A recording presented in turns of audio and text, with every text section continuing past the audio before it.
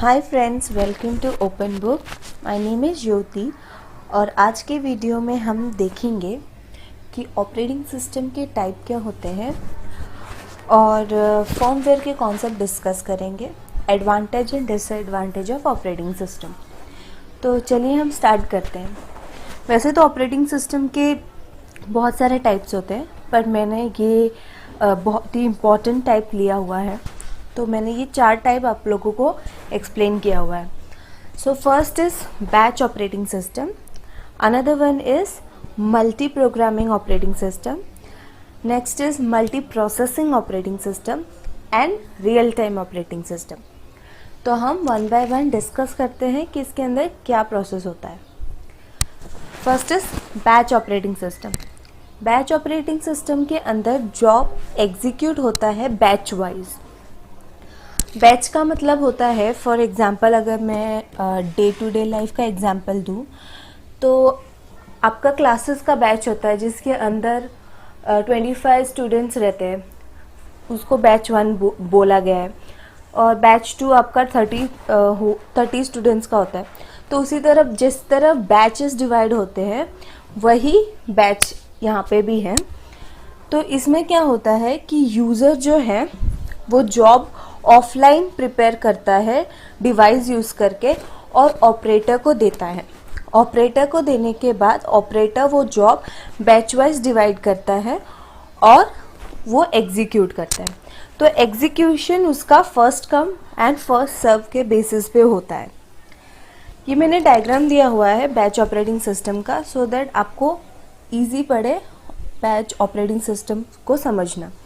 यहाँ पे यूज़र है बहुत सारे जिन्होंने जॉब सबमिट किया है, जो जॉब प्रिपेयर करते हैं और सबमिट करते हैं ऑपरेटिंग सिस्टम को। जॉब एक बैच में कलेक्ट होता है और फिर एग्जीक्यूशन के लिए चला जाता है कंप्यूटर सिस्टम के पास। उसके डिसएडवांटेज क्या हो सकते हैं बैच ऑपरेटिंग सिस्टम के? First is starvation. स्टारवेशन का मतलब ये होता है कि सपोज आपके पास 5 जॉब है, job 1, job 2, job 3, 4 and 5 batch के अंदर। अगर कोई भी जॉब जैसे कि जॉब 1 आपका ज़्यादा टाइम ले रहा है एग्जीक्यूशन के लिए, उसका टाइम बहुत हाई है, तो सारे जॉब को वेट करना पड़ेगा। बाकी जो जॉब है जो पीछे है 4 जॉब, उसको वेट करना पड़ेगा। तो वेटिंग टाइम उसका एक्सटेंड हो जाता है, इस वजह से उसका एग्जीक्यूशन लेट होता है। तो एग्जीक्यूशन लेट होता है, इसीलिए प्रोसेस स्टारवेटेड हो जाता है। Next is no interactive. User को सपोज कुछ भी इनपुट देना होगा एग्जीक्यूशन के बीच में, तो यूज़र नहीं दे सकता, क्योंकि यूज़र को ऑलरेडी बोला गया है कि आपको ऑफलाइन ही जॉब प्रिपेयर करके देना है ऑपरेटर को और वो एग्जीक्यूट करके देगा। सो इंटरेक्शन नहीं होता है यूज़र के साथ एग्जीक्यूशन के टाइम पे। Next is multi programming operating system. Multi programming operating system के अंदर क्या होता है, ये फर्स्ट ऑफ ऑल एक्सटेंशन है बैच प्रोसेसिंग का, जहाँ पे सीपीयू हमेशा बिजी रखा जाता है। जैसे कि सीपीयू के अंदर बहुत सारे एग्जीक्यूशन चलते रहते हैं, तो सीपीयू हमेशा बिजी रहता है। यहाँ पे 2 तरीके का सिस्टम टाइमिंग यूज़ होता है। पहला है सीपीयू टाइमिंग और दूसरा है आईओ टाइमिंग।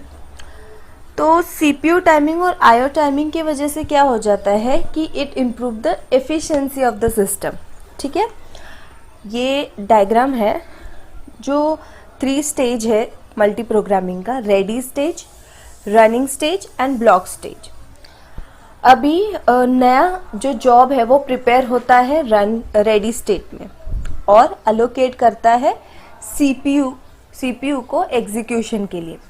वो रनिंग स्टेट में जाता है, जॉब प्रोसेस होता है और कंप्लीट करता है अपना जॉब एग्जीक्यूशन।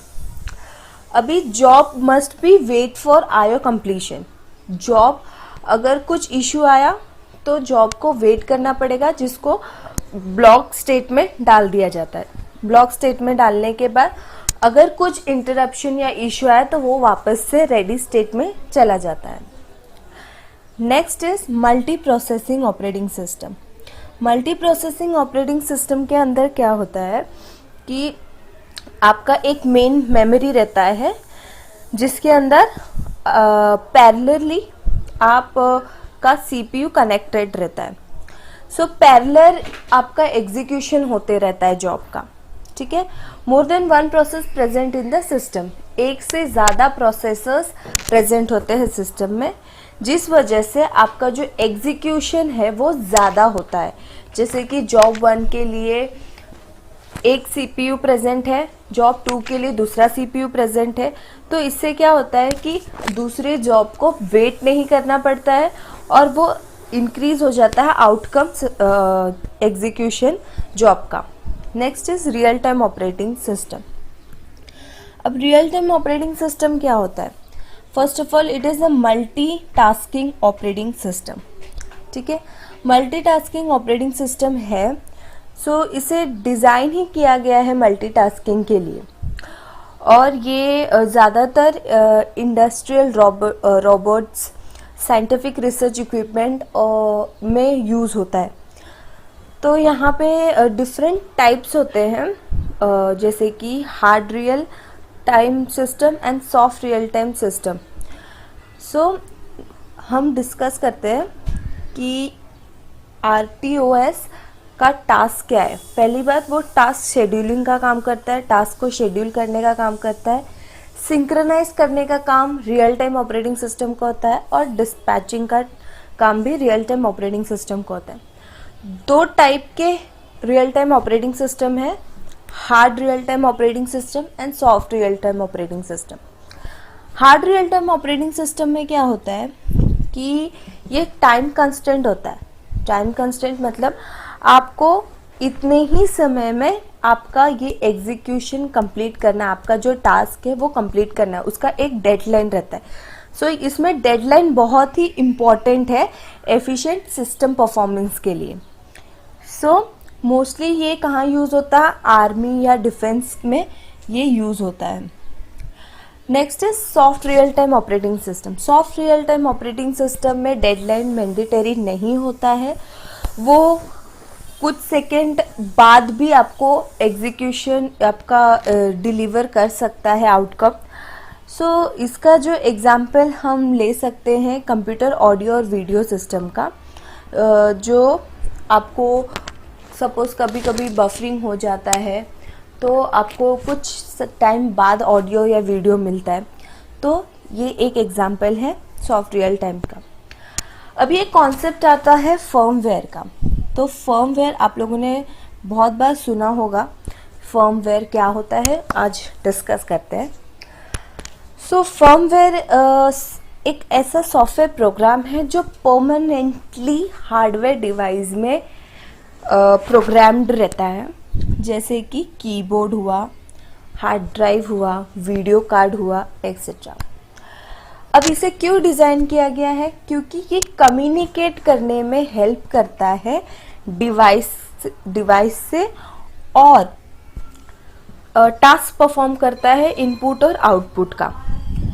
अभी इसका जो स्टोरेज जो रहता है वो रोम रहता है, जैसे कि इसे हम इरेजेबल भी हो सकता है ये, तो हम इसको चेंज भी कर सकते हैं, इरेज भी कर सकते हैं और रीराइट भी कर सकते हैं।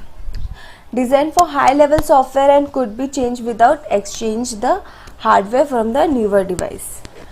सो आप ये डिज़ाइन चेंज भी कर सकते हैं without any hardware exchange with a newer device, ठीक है। अब हम देखते हैं difference between firmware and operating system. So firmware is a permanently program into device, whereas operating system provide functionality provided by the firmware. Okay, next one is firmware cannot be changed as it is permanently programmed in the device, and operating system can be changed and installed by the user. Next one is firmware stored on non-volatile memory, whereas operating system is stored on hard drive. अब operating system के advantage और disadvantage क्या है? Operating system पहली बात easy GUI provide करता है। जिसके थ्रू यूज़र को इजी पड़ता है यूज़ करना इंटरफेस। उसके बाद यूज़र फ्रेंडली एनवायरनमेंट प्रोवाइड करता है। Third one is format of providing resources is easy. उसके कुछ डिसएडवांटेज ये हैं कि अगर कुछ भी इशू हुआ ऑपरेटिंग सिस्टम में तो आपका जो कंटेंट है स्टोर्ड सिस्टम के अंदर वो डैमेज हो सकता है, लॉस हो सकता है। ठीक है, स्मॉल साइज ऑर्गेनाइजेशन के लिए ये बहुत ही एक्सपेंसिव है। बाद में no entirely secure. Not entirely secure का मतलब है सिक्योरिटी पूरी तरह सिक्योर नहीं है ऑपरेटिंग सिस्टम, कुछ ना कुछ थ्रेड्स उसके अंदर आते ही रहते हैं। सो होप आप लोगों को ऑपरेटिंग सिस्टम का कॉन्सेप्ट क्लियर हो गया है। और अगर आपको कुछ भी प्रॉब्लम है तो आप मुझे कमेंट कीजिए। Thank you so much guys for watching my channel. Please like, share and subscribe. कोई भी क्वेरी या कोई भी क्वेश्चन है आपको तो आप मुझे कमेंट कर सकते हैं, या आपको मेरा पीपीटी चाहिए तो भी आप मुझे कमेंट कर सकते, तो मैं आपको लिंक शेयर कर दूंगी। लाइक और शेयर करना ना भूलें, सब्सक्राइब ज़रूर करें, नोटिफिकेशन का बेल आइकन दबाएं ताकि आपको नोटिफिकेशन मिलता रहे मेरा। Thank you.